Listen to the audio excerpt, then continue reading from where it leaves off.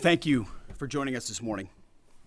Last night, on President Trump's orders, U.S. Central Command conducted a precision strike in the middle of the night against 3 nuclear facilities in Iran, Fordow, Natanz, and Esfahan, in order to destroy or severely degrade Iran's nuclear program. And as the chairman of the Joint Chiefs will demonstrate, it was an incredible and overwhelming success.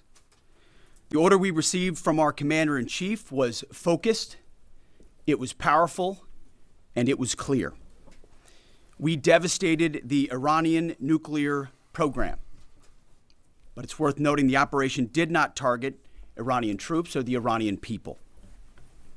For the entirety of his time in office, President Trump has consistently stated for over 10 years that Iran must not get a nuclear weapon. Full stop. Thanks to President Trump's bold and visionary leadership and his commitment to peace through strength, Iran's nuclear ambitions have been obliterated. Many presidents have dreamed of delivering the final blow to Iran's nuclear program, and none could until President Trump. The operation President Trump planned was bold and it was brilliant, showing the world that American deterrence is back. When this president speaks, the world should listen. And the U.S. military, we can back it up. The most powerful military the world has ever known. No other country on planet Earth could have conducted the operation that the chairman is going to outline this morning. Not even close. Just like Soleimani found out in the first term, Iran found out when POTUS says 60 days that he seeks peace and negotiation, he means 60 days of peace and negotiation. Otherwise, that nuclear program, that nuclear capability will not exist. He meant it. This is not the previous administration. The President Trump said no nukes. He seeks peace, and Iran should take that path. He sent out a truth last night saying this: any retaliation by Iran against the United States of America will be met with force far greater than what was witnessed tonight. Signed, the President of the United States, Donald J. Trump. Iran would be smart to heed those words. He's said it before, and he means it. I want to give recognition to the Chairman of the Joint Chiefs of Staff, the Joint Staff, General Eric Kurilla at CENTCOM, who did a phenomenal job, he and his staff, all of CENTCOM. Policy, across the board, this was a joint effort, and across the Pentagon effort. I want to recognize the pilots who flew those bombers, who flew those fighters, who flew those refuelers, warriors. I want to recognize the sailors on those destroyers, in those subs, on those carriers, warriors, all of them. I want to recognize our soldiers doing air defense, base defense, QRF, warriors, all of them. Every American involved in this operation performed flawlessly. And I want to give recognition to our allies in Israel as well. This is a plan that took months and weeks of positioning and preparation so that we could be ready when the President of the United States called. It took a great deal of precision. It involved misdirection and the highest of operational security. Our B-2s went in and out of downtown Tehran, of these nuclear sites, in and out and back without the world knowing at all. In that way, it was historic. A strike that included the longest B-2 Spirit bomber mission since 2001 and the first operational employment of the MOP, a massive ordnance penetrator. The mission demonstrated to the world the level of joint and allied integration that speak to the strength of our alliance and our joint forces. As President Trump has stated, the United States does not seek war, but let me be clear. We will act swiftly and decisively when our people our partners or our interests are threatened. Iran should listen to the President of the United States and know that he means it, every word. I want to give congratulations to our Commander-in-Chief. It was an honor to watch him lead last night and throughout, and to our great American warriors on this successful operation. God bless our troops. God bless America. And we give glory to God for his providence and continue to ask for his protection. I turn it over now to the chairman for specifics. Thank you, Mr. Secretary. Thanks for recognizing all of our folks out there doing our nation's work, and nice to see everybody on this early Sunday morning. Last night on the President's orders, U.S. Central Command, under the command of General Eric Kurilla, executed Operation Midnight Hammer, a deliberate and precise strike against 3 Iranian nuclear facilities. This was a complex and high-risk mission carried out with exceptional skill and discipline by our joint force. I want to thank every service member, planner, operator that made this mission possible. Their actions reflect the highest standards of the United States Armed Forces. This operation was designed to severely degrade Iran's nuclear weapons infrastructure. It was planned and executed across multiple domains and theaters with coordination that reflects our ability to project power globally with speed and precision at the time and place of our nation's choosing. This was a highly classified mission with very few people in Washington knowing the timing or nature of this plan. I'll refer you to the graphic on the side as I walk you through some of the operational details. At midnight Friday into Saturday morning, a large B-2 strike package comprised of bombers launched from the continental United States. As part of the plan to maintain tactical surprise, part of the package proceeded to the west and into the Pacific as a decoy, a deception effort known only to an extremely small number of planners and key leaders here in Washington and in Tampa. The main strike package, comprised of 7 B-2 Spirit bombers, each with 2 crew members, proceeded quietly to the east with minimal communications. Throughout the 18-hour flight into the target area, the aircraft completed multiple in-flight refuelings. Once over land, the B-2s linked up with escort and support aircraft in a complex, tightly timed maneuver requiring exact synchronization across multiple platforms in a narrow piece of airspace, all done with minimal communications. This type of integration is exactly what our joint force does better than anyone else in the world. At approximately 5 p.m. Eastern Standard Time last night, and just prior to the strike package entering Iran, a U.S. submarine in the Central Command area of responsibility launched more than 24 Tomahawk land attack cruise missiles against key surface infrastructure targets at Esfahan.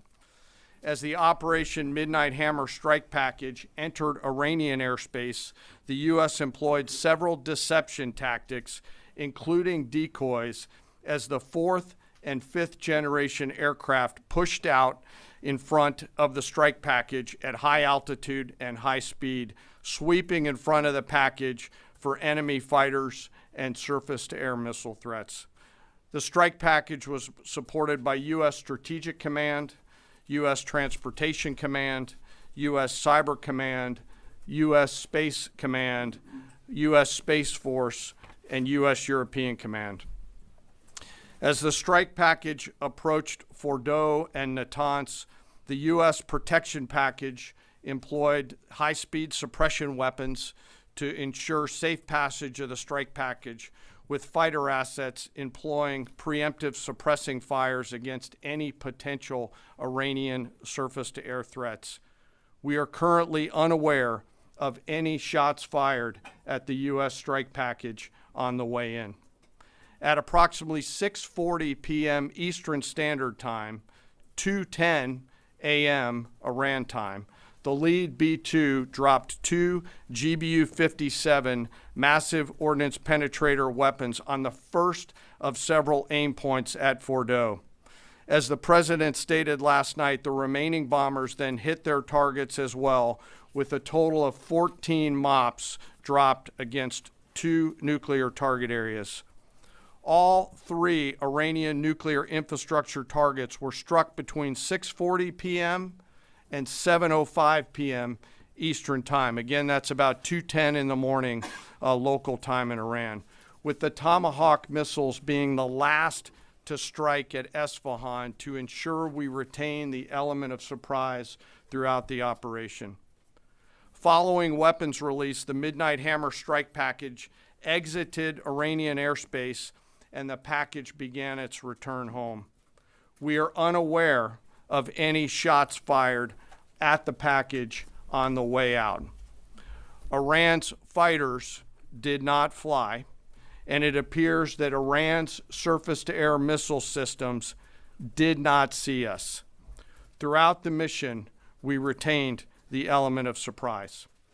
In total, U.S. forces employed approximately 75 precision-guided weapons during this operation. This included, as the President stated last night, 14 30,000-pound GBU-57 massive ordnance penetrators, marking the first ever operational use of this weapon. I know that battle damage is of great interest. Final battle damage will take some time, but initial battle damage assessments indicate that all 3 sites sustained extremely severe damage and destruction.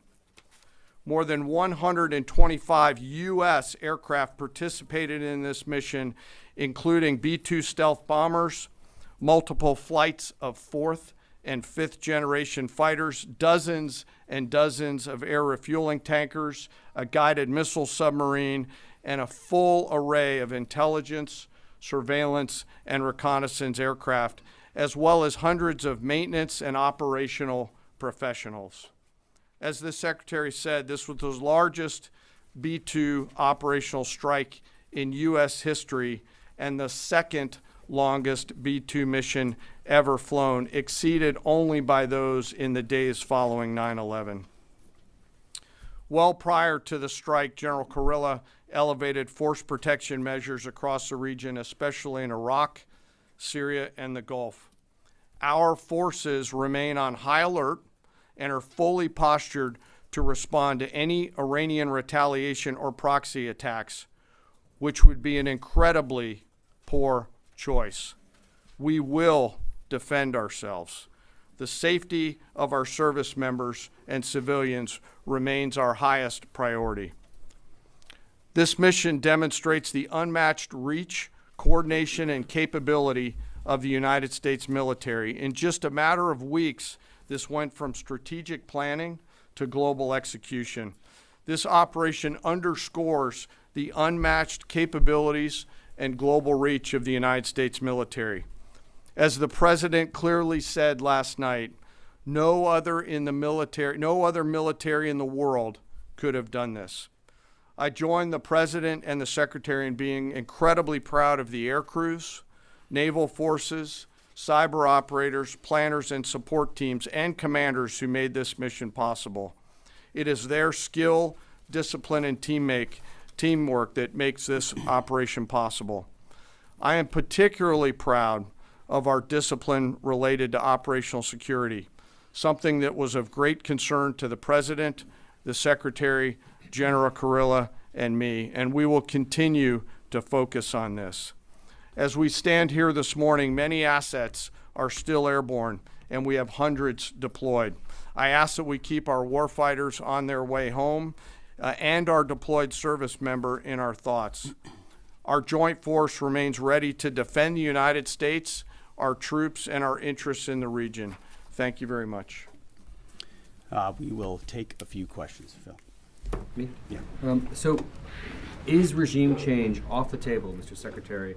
And to the chairman, you said the battle damage assessment is still ongoing, but do you believe that some nuclear capability in Iran remains? This mission was not and has not been about regime change. The President authorized a precision operation to neutralize the threats to our national interests posed by the Iranian nuclear program and the collective self-defense of our troops and our ally Israel. Thanks for your question. I think BDA is still pending, and it would be way too early for me to comment on what may or may not still be there. But thanks for the question. Green. No, behind you. Excuse me, Mr. Secretary, can you tell me, was there a particular moment when the president decided to pull the trigger on this operation where he said, now, rather than being, something in the holster, now we're going to pull the trigger on it? I would just say, having the opportunity to witness his leadership, he was fully committed to the peace process. Wanted a negotiated outcome, gave Iran every single opportunity, and unfortunately was met by stonewalling, which is why he gave them plenty of time to continue to come to the table and give up enrichment, give up the nuclear program. But there was I won't say the particular moment, there was certainly a moment in time where he realized that it had to be a certain action taken in order to minimize the threat to us and our troops. Yeah. General, you say that General Kurilla increased force protection in Iraq, Syria, and Gulf, in those areas. Were they given any advance warning the attacks were coming? And also, Mr. Secretary, when were congressional leaders notified? How long before the attacks took place? Sir, to your first question, the risk has clearly been rising over the last few weeks in the region. Based on that, and not a particular awareness of this operation, we've made smart decisions to minimize the risk to U.S. forces in the region. So they were given no advance warning? No, sir. And congressional? They were notified after the planes were safely out. Well, we complied with the notification requirements of the War Powers Act. After the attacks, they were notified? They were immediately thereafter. Yes. Thank you, Secretary. Two quick questions. Do you believe you completely destroyed Iranian nuclear program? And how about Iranian ballistic missiles? Your ally as Israel always saying that is biggest threat. And second question is very important. What will be your next step if Iran or militias under Iranian influence in the region attack U.S. interests or allies in the region? And you can chime in on this too, Mr. Chairman. The battle damage assessment is ongoing, but our initial assessment, as the chairman said, is that all of our precision munitions struck where we wanted them to strike and had the desired effect. Which means especially in Fordo, which was the primary target here, we believe we achieved destruction of capabilities there. Ultimately, wherever it may be, whether it's in Iraq or Syria or bases in the Gulf, as the president said, it would be, as the chairman said, it would be a very bad idea for Iran or its proxies to attempt to attack American forces. Yes. Thank you, Mr. Secretary. Regarding retaliations, Iran and North Korea are cooperating on nuclear and missile development. Do you think there is a possibility that Iran, North Korea, and the other forces, such as China, will join forces to retaliate against the United States? Well, unfortunately, because of the policies under the previous administration, we drove those countries together, and ultimately that creates a challenging environment. For this particular operation, the focus is on Iran and Iranian nuclear capabilities. That's our focus here, is to not just say that they can't have, but President Trump has said from over 20 years, frankly, Iran cannot have a nuclear weapon. And ultimately, he decided this is the moment, given their stonewalling, when direct military action had to be taken to prevent that from happening. Yes. Thank you very much. General Kane, I understand OPSEC, I respect OPSEC. Can you say at all what security procedures are being taken to protect U.S. troops in Iraq and elsewhere in the Middle East? And Secretary Hegseth, as a global war on terrorism veteran, what do you say to veterans who may be concerned the U.S. is getting into another open-ended war in the Middle East over weapons of mass destruction? Thanks, sir, for the question. I won't comment on what force protection measures are being taken in the region. What I will say is we're being proactive and not reactive, and being very thoughtful about ensuring that we do all that we can to protect our forces out there. And I would just say, as the president has directed and made clear, this is most certainly not open-ended. It doesn't mean it limits our ability to respond. We will respond if necessary. The most powerful military in the world is postured and prepared to defend our people. But what the president gave us, as I said, was a focused, powerful, and clear mission on the destruction of Iranian nuclear capabilities. Those were the targets. That's what was struck. That's what was overwhelming. That's what was overwhelming. That's what the Iranian regime needs to understand, as the president put out last night. He wants peace. There needs to be a negotiated settlement here. We ultimately demonstrated that Iran cannot have a nuclear capability. That is a very clear mission set on this operation.